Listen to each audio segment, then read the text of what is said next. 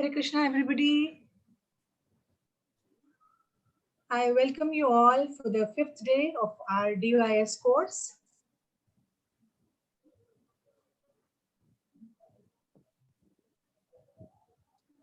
I hope you're all enjoying the journey. I hope you're learning. Are people making notes?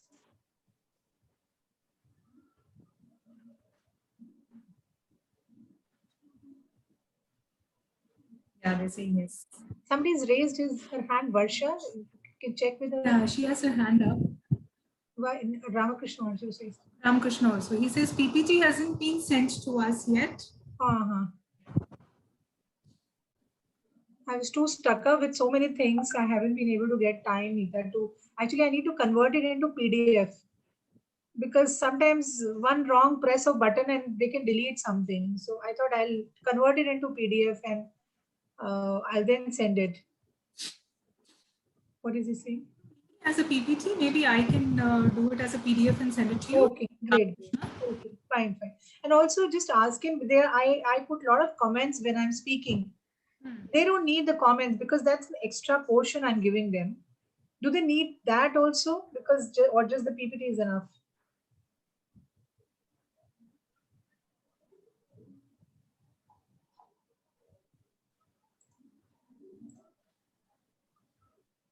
Okay, Ramakrishna says.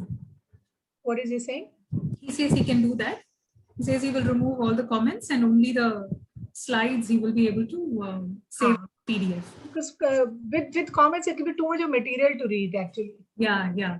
Which is not required. Fine, I'll send it. I'll try to send it tonight if possible, otherwise tomorrow morning. And his mail ID, do I need a mail ID? I can WhatsApp to him, ask him.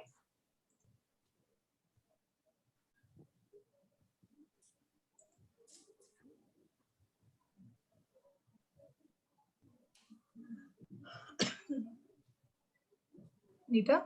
Yeah. He said he so I said I can WhatsApp to him. The PPTs? Yeah. Yes. WhatsApp is fine, huh? Yeah, WhatsApp is also fine, but email is better, he says. I'll be needing his email ID. Can you ask him to send me my WhatsApp? He says he will send it to you.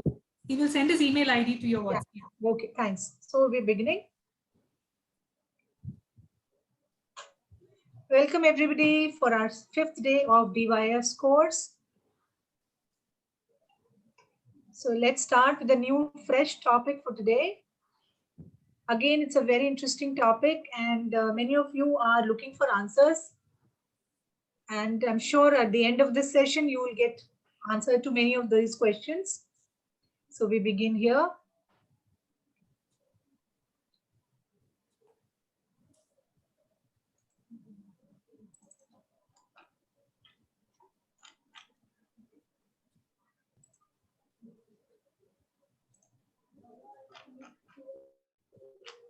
Sorry. Okay.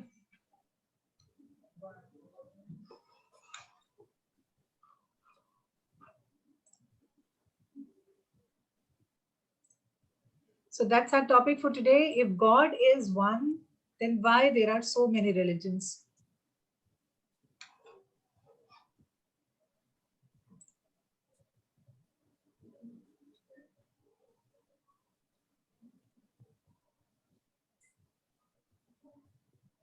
So we have been brought up in a society where there are many religions. We have Muslims, we have Christians, we have Sikhs, we have Jains, we have Parsis. And in fact, within Hindus also, we have a variety of gods and goddesses.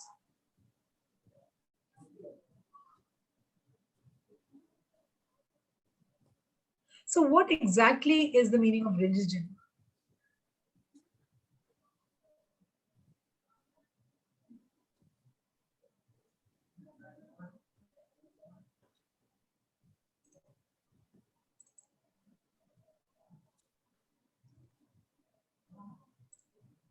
One second.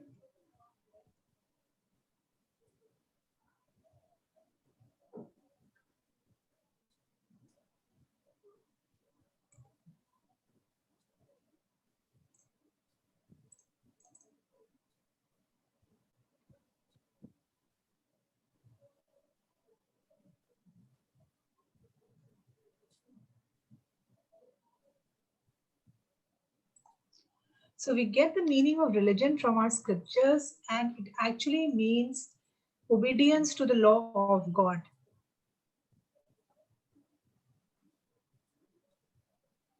So as we are citizens of a country, there is a law. There is a law of how to cast our vote. There is a law how to drive a car. There is a rule or law of how to, file our tax. So there are laws for everything, right?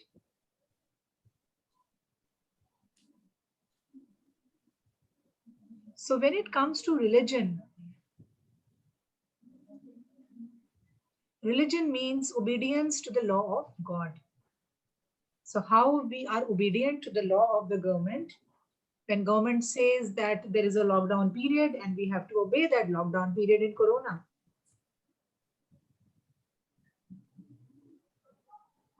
Similarly, in religion also, God, if we are obedient to the law of God, that means we are true living beings.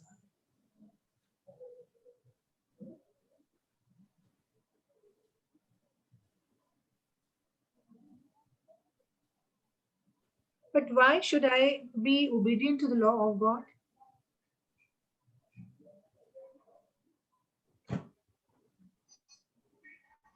Is there any reason that I should be obedient? How will it help me if I am obedient to the law of God?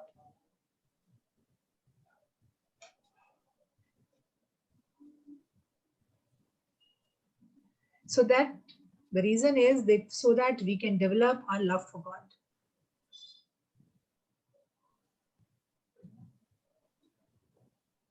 That is the true definition of a religion.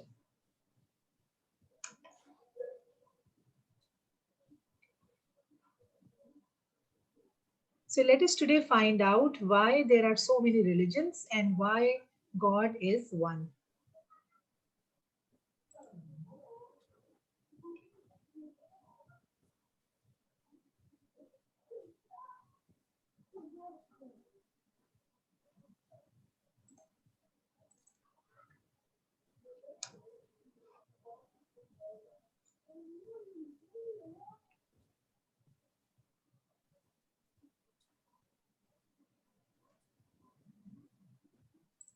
So here when we're talking about religion, we are not talking about a religion which is just 500 or thousands of years back. We are talking about something, let me take you back to thousands and thousands of years back, something which cannot even imagine now. At that time, there was only one religion. And the name of the religion was Sanatana Dharma. If you can spell it, Peter.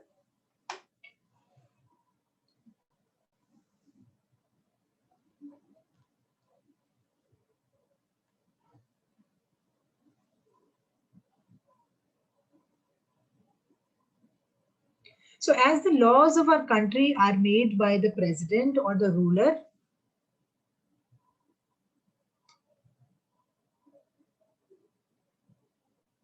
similarly, head of the universe is Krishna.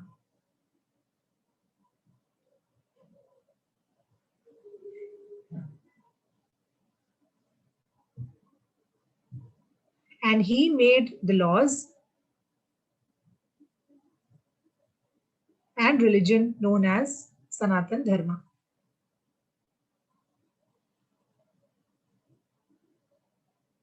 Actually, it is believed that there is only one religion in entire universe, and that is Sanatana Dharma.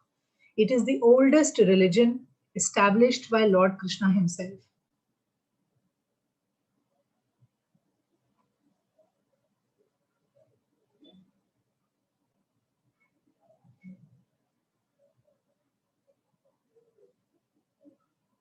And that religion says that we all are parts of Krishna.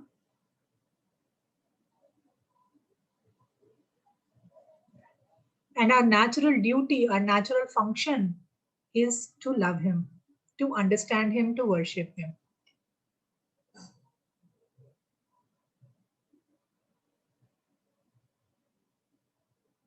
So as we go down in our session for today, you will understand why we all have only one religion. The entire universe, all living beings, all human beings, why they have only one religion, which is loving God. So we will get to know slowly as we progress on in our session today.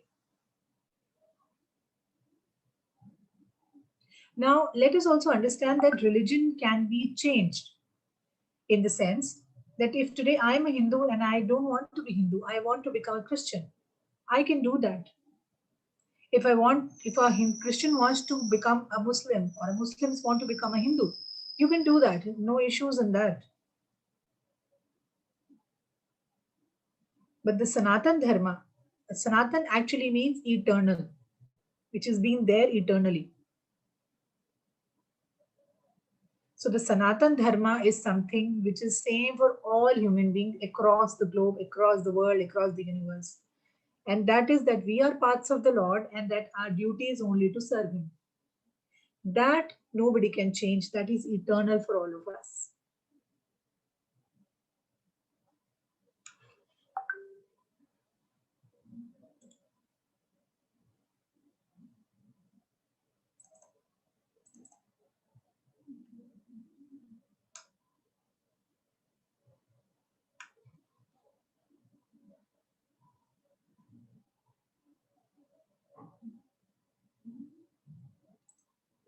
So again, our scriptures tell us that at the beginning of creation, when the creation started, Krishna spoke the knowledge which is there in the Vedas, which are meant for humanity, which are meant for human beings.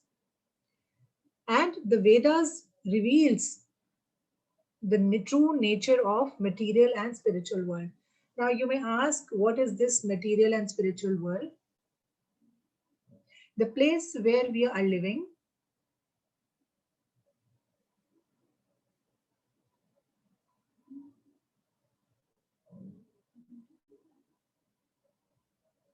the place where we are living, all of us, is called material world.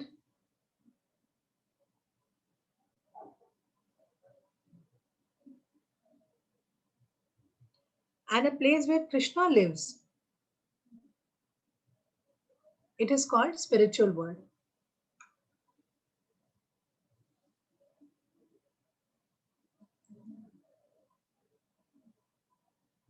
Okay, so this Vedic knowledge which Krishna spoke speaks about this material world, speaks about the spiritual world, who is God and what is our relationship with Him.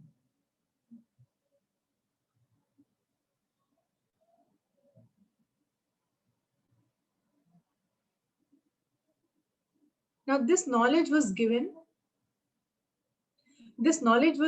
remember, when none of the religions existed, when no Christianity, no Muslims, no other religion existed. We are talking about that time.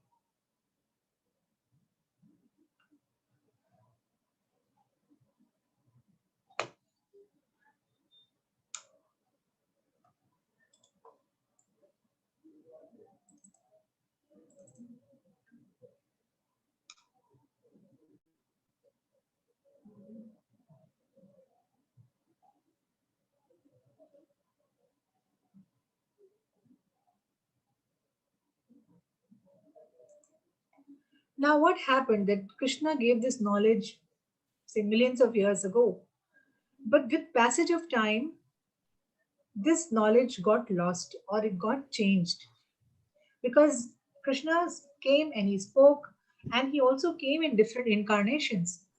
But slowly, as the civilization expanded, as the yugas changed, this knowledge slowly got lost, and knowledge got slowly changed also to what Krishna had actually spoken.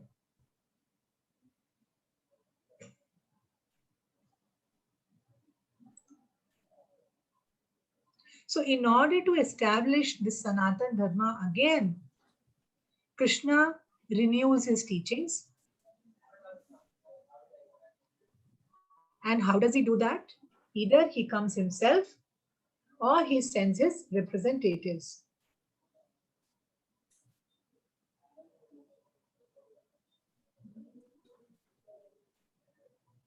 And those representatives can be in the form of Jesus Christ, they can be in the form of Allah or Muhammad,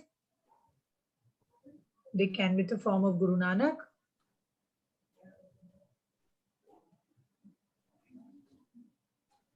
So Krishna time and again wants to re-establish this Dharma, this Sanatana Dharma. He wants us to again and again get reminded that our actual position or our actual identity is that we are all parts of the God. We are all parts of Krishna. And our actual duty, our actually Dharma, eternal Dharma or eternal religion or Sanatana Dharma is to love Him, is to serve Him.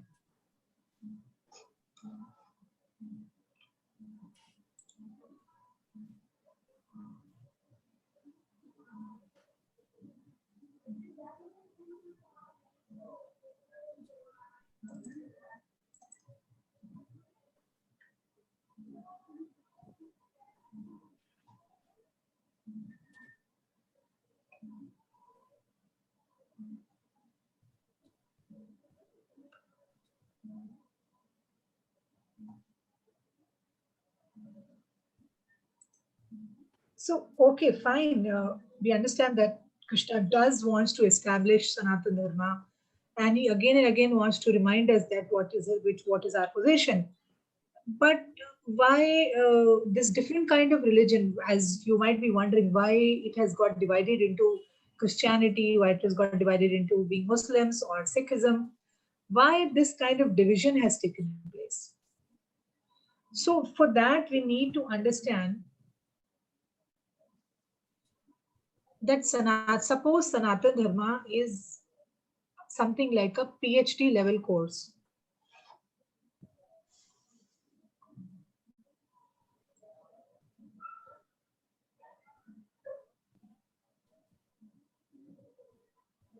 Now, do you think anybody can understand PhD level course?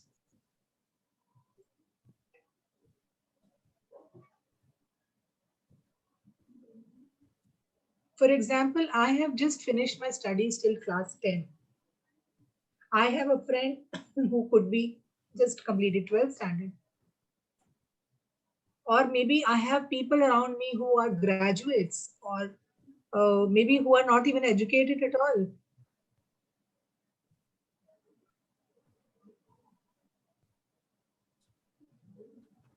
So because of their different standards, their understanding will also be different.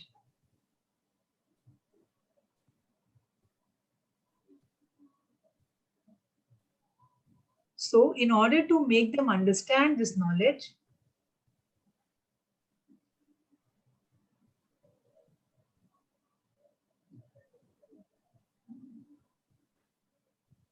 Lord sends his representatives from time to time.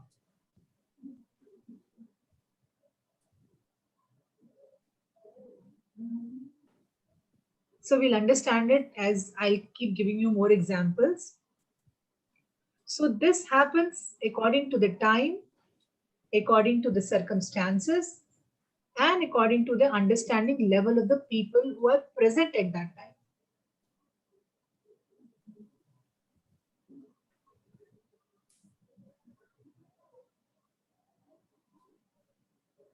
So three things we need to remember: time, circumstances,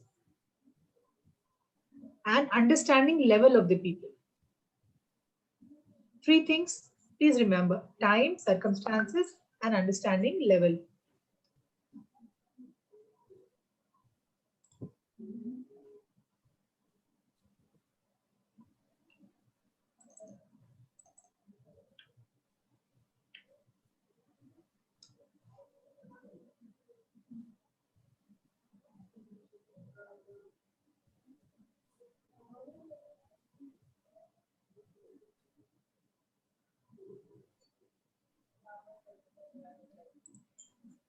Now, whether Muhammad came or whether Jesus Christ came, at that time, the condition of society was very, very different. It was not a kind of society in which we are living today.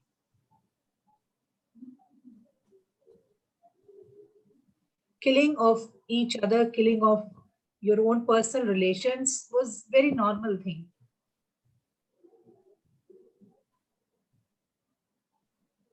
Having sexual relationship with your own mother or your sister was a normal thing. So we are talking about a different age. We are talking about a different time.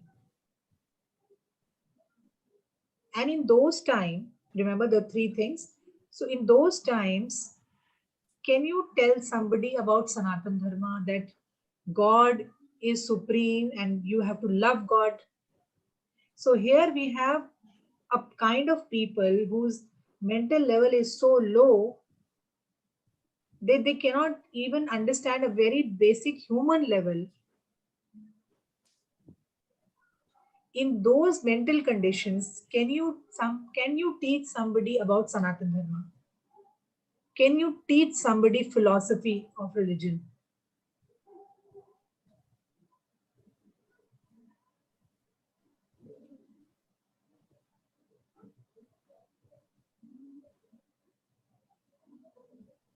So when Christ came, when Muhammad came, their teachings were very simple.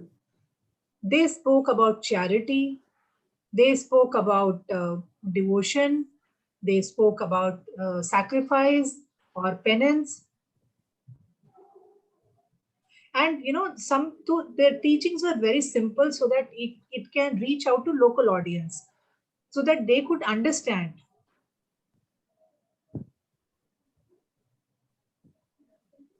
For example, if I have a child who's studying in maybe first or second standard,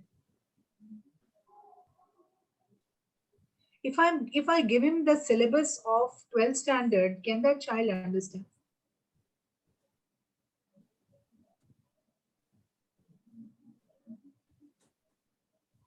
So depending on the mental condition of the people who were present in those days, Krishna sends his representatives, Krishna sends his messengers so that they can teach according to the time, according to the circumstances, according to the condition or the mental level of the people in those times.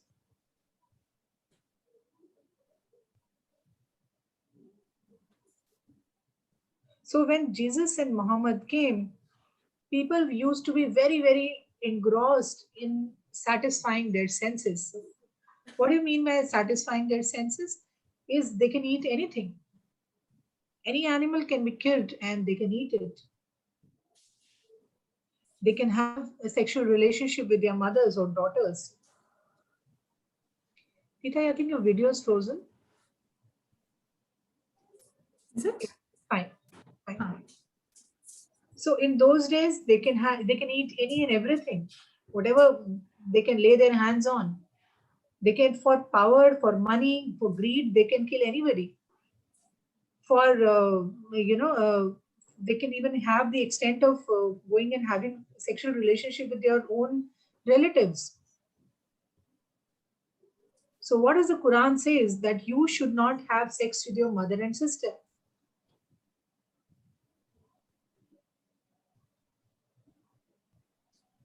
Do we read any such thing in Bhagavad Gita? We do not have anything I can see in Bhagavad Gita. But why did Muhammad have to come and preach certain things at that time? Because the condition, the mental condition, the people was such in those times that they could not understand higher philosophies. They could not understand the higher principles. They had to be, first of all, taught the basic moral values.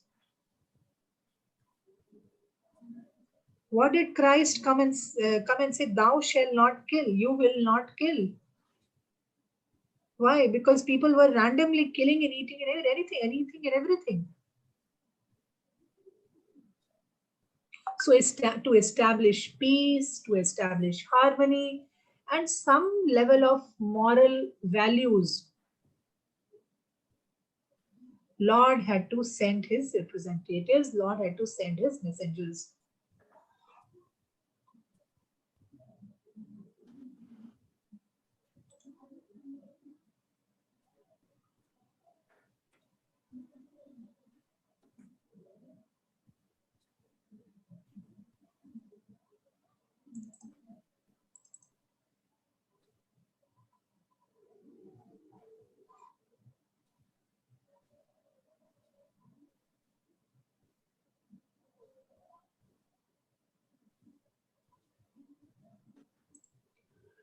Now, by the time Lord Buddha came, so Buddhism again is a different religion. There is a different variety of sect of people who believe in Buddhist teachings. So when Lord Buddha came at that time, animal sacrifice was very, very common. And people were killing cows and other animals. And they used to say that it is written in scriptures that you can kill an animal.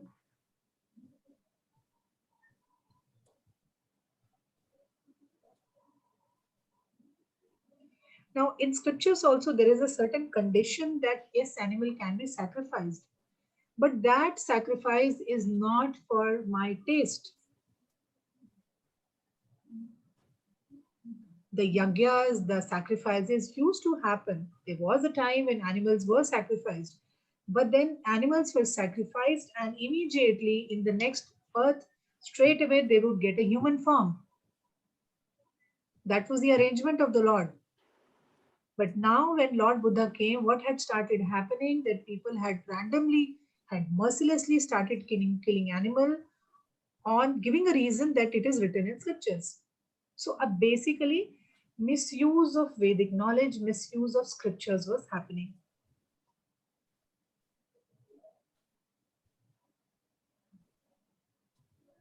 So, in order to stop all those activities, stop all those sinful activities, Lord Buddha came, he rejected all the Vedas.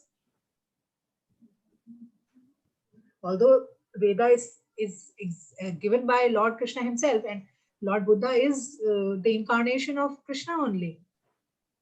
So how can he say that Vedas are false? But in those days, he had to do it because of the condition of the society. He had no choice. This is what his incarnation was meant for. So there was a reason for his coming. That animal slaughter, animal killing had to be stopped, and he had to establish peace and non-violence.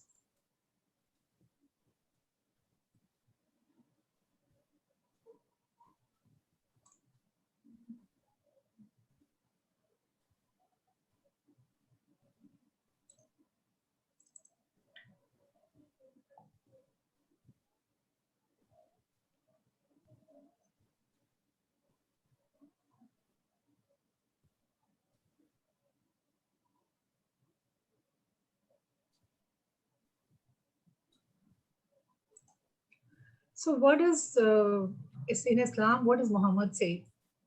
Have you ever heard? Muhammad will say that I'm messenger of God. Muhammad never said that I am God.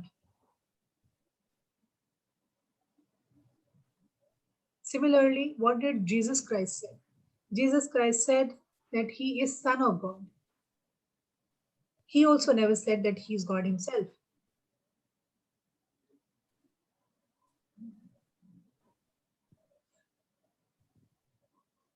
And what does Lord Krishna says?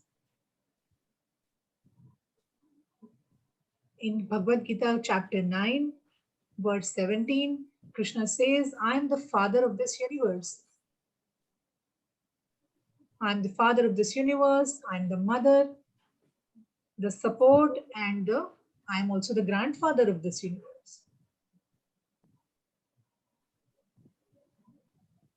Has anybody else, has any other messenger or representative of God, any incarnation of God, has he declared this statement that I am the source of the universe? I am the mother, the father, the grandfather of this universe. None of them have said that. So from that, we can confirm that yes, Krishna is the source of all creation. And not just this, many other evidence we can find in our scriptures. Right in Bhagavad Gita itself, we can find many references where Krishna declares that yes, I am the source.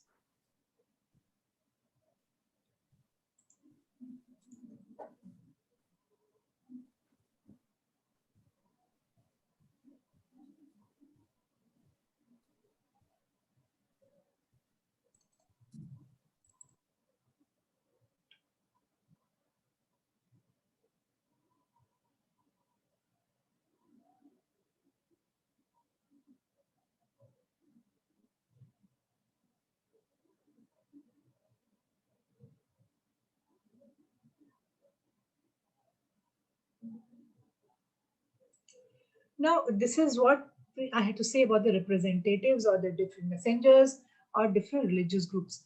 But now, within our own Hindus also, we can find that there are many castes, there are many divisions, and we kind of worship many gods. In Hindus, we have some thousands of gods and goddesses whom we worship. So we are producing some kind of proof from scriptures to show that only Krishna is God. So actually for God also there is a definition. If if somebody declares, if somebody or some white colored cloth wearing person declares that he is God, so there is a yardstick, or there is a measuring scale on which you can do the check. 1 2 3 4, there's a checklist on which you can check if that person is meeting all those requirements, then he is God. So there is a definition of God also. You can't call everybody a god.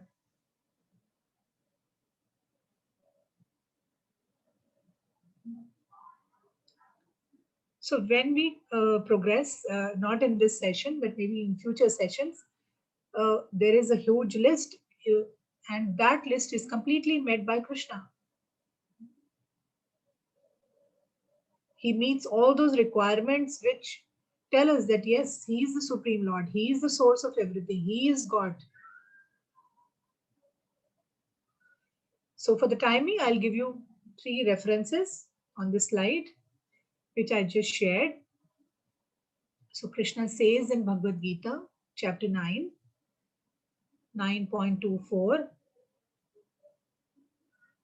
Krishna says that those who are devotees of other gods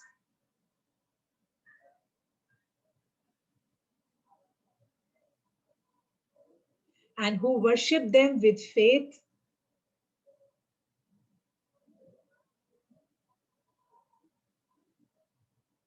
actually they are worshiping me only.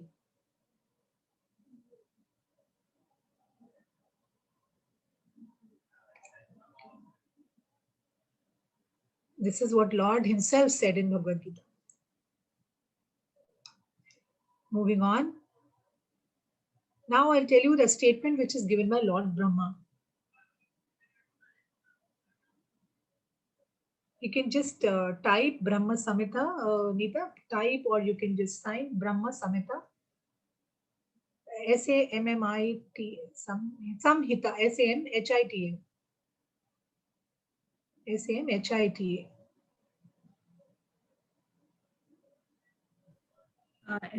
Brahma H. Samhita, Samhita. Yeah. So Krishna says in Brahma Samhita,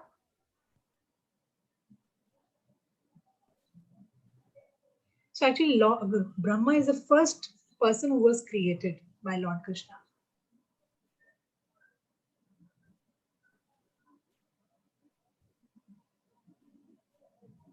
And he says that Krishna, who is known as Govinda, Known as, sorry? Krishna, who is known as Govinda, Govinda. Krishna, who is known as Govinda, is the supreme person, is the supreme Godhead.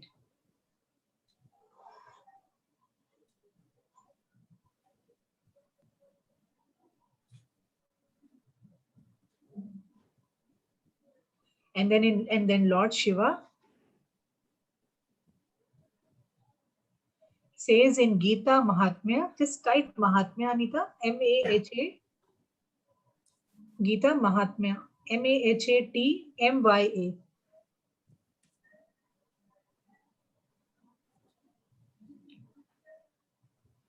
Is that right?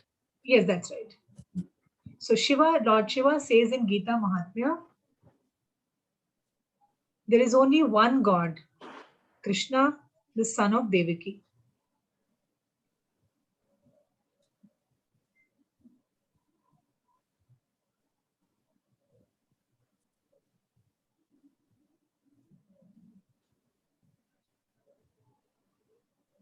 Okay, so these are few statements by Lord Brahma, Lord Shiva, and Lord Krishna himself, which proves that there is only one God, and that is Krishna. And why? What is the definition of God actually? That probably in future, when we'll be taking another class, we will be discussing what actually is the meaning of God.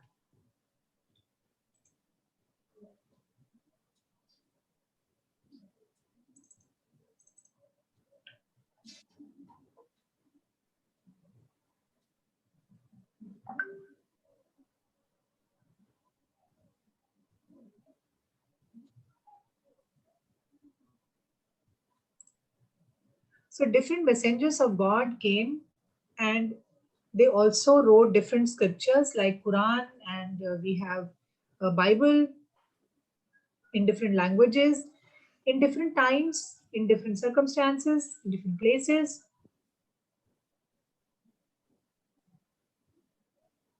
According to the intelligence of the people, they wrote different scriptures.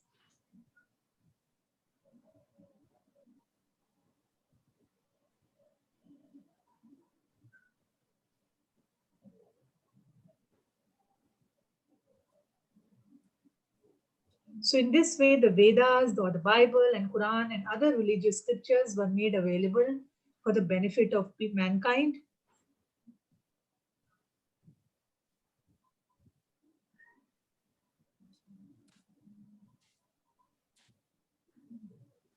Their rituals might be different. Whatever rituals they are given, they might be different,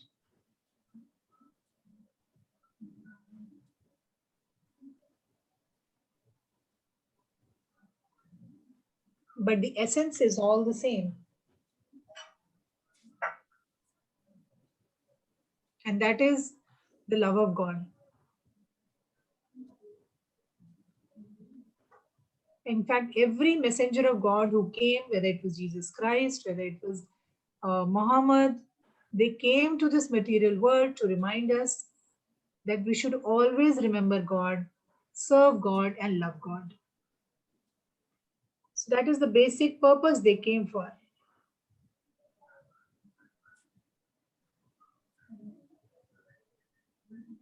They did not come here that, Hindus and Muslims should have a fight.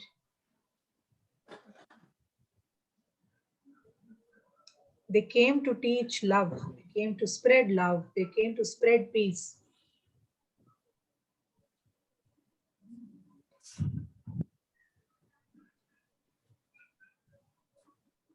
In fact, Srila Prabhupada, who is the founder Acharya of ISKCON, he used to say,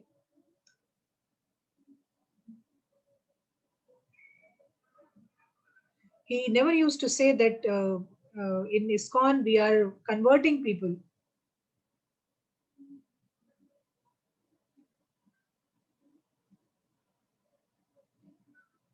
If you want to chant the name of Allah, you chant. If you want to chant the name of Jesus, you chant, no problem.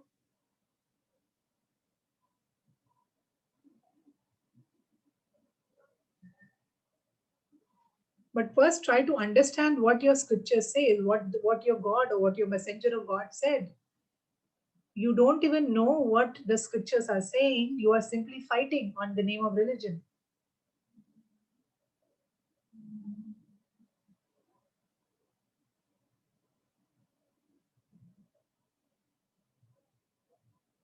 He said, you follow any religious path.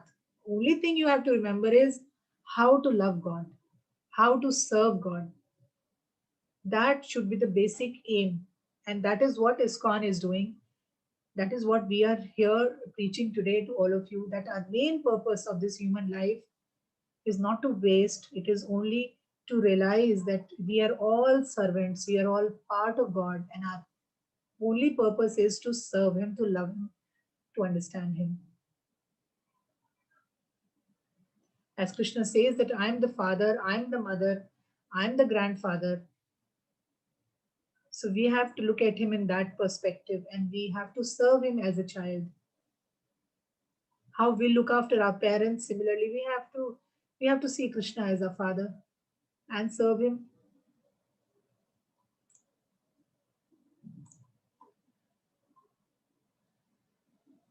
So Buddha was not a Buddhist. Buddha was not a Buddhist. Jesus was not a Christian.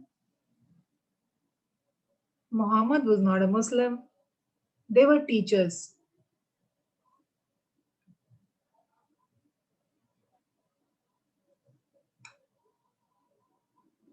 They were great teachers who taught love.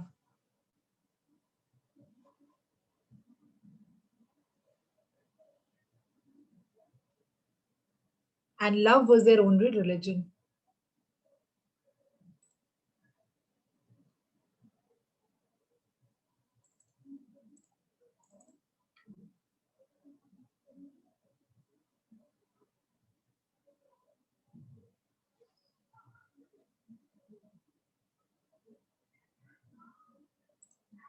So that's a photo of the founder Acharya of ISKCON, Srila Prabhupada.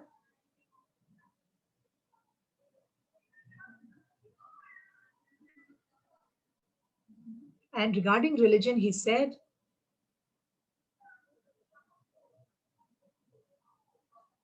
that religion means to surrender to God.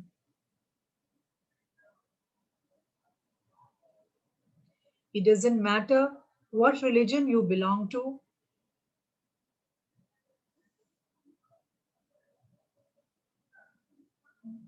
But you must learn how to obey the Supreme Lord.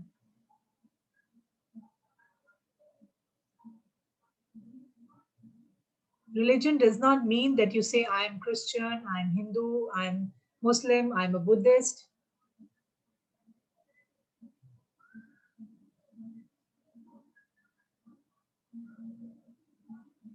And then fight.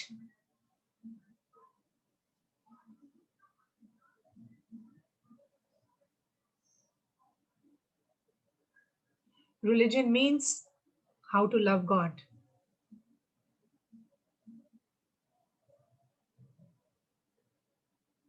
That is true religion.